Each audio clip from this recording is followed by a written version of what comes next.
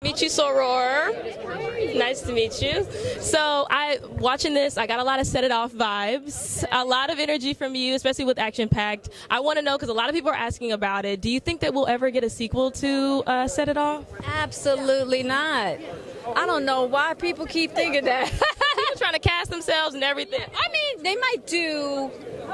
I know that we want the original cast. Mm-hmm. So whether they decide to do like an extension of it in some way, recast it in some way, but I personally think that's something you just leave alone. It's a classic. It's done. I feel you. Yeah. And Red Table Talk is a hit. We love it. You guys are transparent, transcendent in so many different ways. Do you think you'll ever move from a digital platform to TV? Absolutely not. No. We had every opportunity to go to TV. I just don't think that these kinds of conversations and what we're trying to do at the Red Table is for a TV platform. It's just not. And I was going to talk about that a little bit, because some people say, like, oh, you're oversharing, and they have some issues with it. What do you say to those people who criticize that? Oh, I totally understand that. I totally understand. There's a lot of people who have different definitions of privacy. That makes complete, utter sense to me. Absolutely. Yeah. Well, thank you so much. Congratulations. It's a pleasure to meet you. Nice to meet you. Thank you. I was at the junket. But no, so I want to know, you have been an OG in the game for a very long time, and you've also been the voice for a lot of different films, documentaries. If you could have anyone narrate your life, who would you choose? Probably get Jeremy Irons. Okay. Yeah. Looking forward. And then what would you say, you've been an OG in the acting game for a long time. Who are the actors that you've been looking at and appreciating? All of them.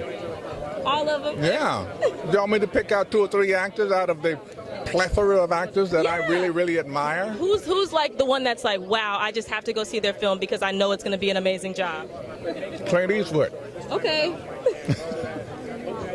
You got to choose somebody in the new age. Like, give me an idea. Like, Michael B. Jordan, Boseman. I don't know them. You don't know them?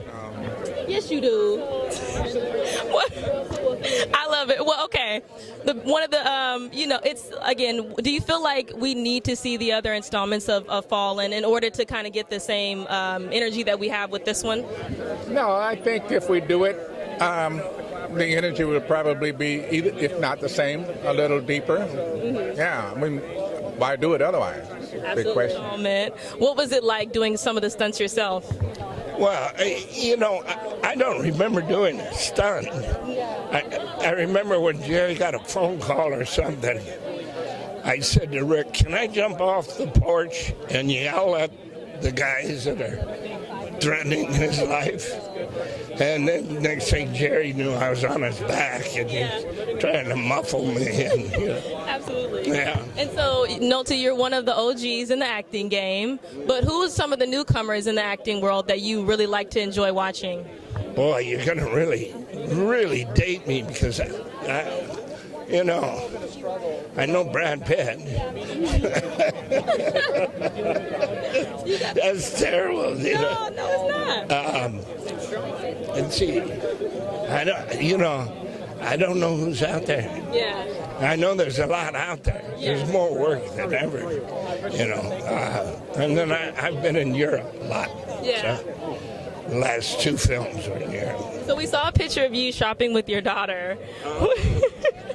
What's it like taking out your daughters to go shopping? Is it fun having daddy and daughter time? And do you have sons? I have a son. Okay, what's easier, shopping with daughters or shopping with sons? I feel like I know the obvious answer, but maybe not. No, you don't. You don't know, because my son's kind of frugal. He's got 1 more year and he's a doctor.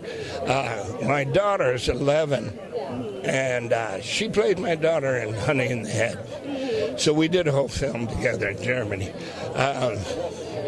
And she just steals my iPad, my phone, my iPod, and then it's just loaded up with games.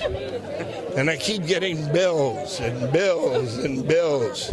$5 this month, $5 this month for all these different games. And I love it. Yeah, that's what she does. Well, thank you so much, Nolte. His personal life and going into him kind of having to fight for the country that fight against the country that he's always saved. What made you want to turn the story around in that way? I think that it's really about showing this time a man in crisis.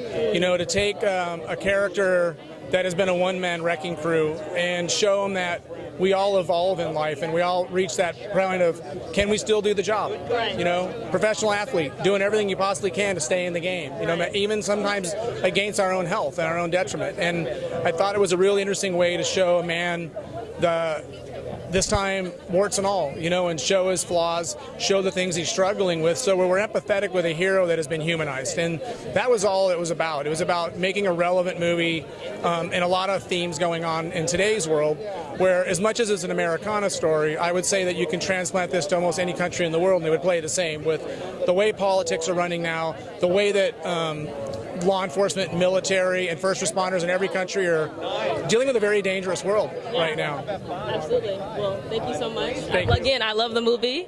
And do you feel like this was my first time being a part of the Fallen series, seeing this. Yeah, this is my first one. Do you think that people have to see the first two in order to see this one? That's a great question. What we wanted this to be was an origin story, right? So what's great about that is you can either have seen the first two movies, had a kick-ass ride with them, and then you come and meet more about Mike Manning, but it's also a perfect entry point to the franchise. You don't have to see the first two movies to come in and almost like a standalone movie, really get to the world of Mike Manning and these characters and the evolution of it, and then you can go back and watch Olympus in London and have a kick-ass ride. So it's a really cool thing that you can come in as an entry point if you're brand new to the franchise, and that's what we're hoping people do, is it becomes a launching to a whole new type of way to do this franchise. Absolutely. I'm so excited to go back and watch the first two because of this. So, congratulations.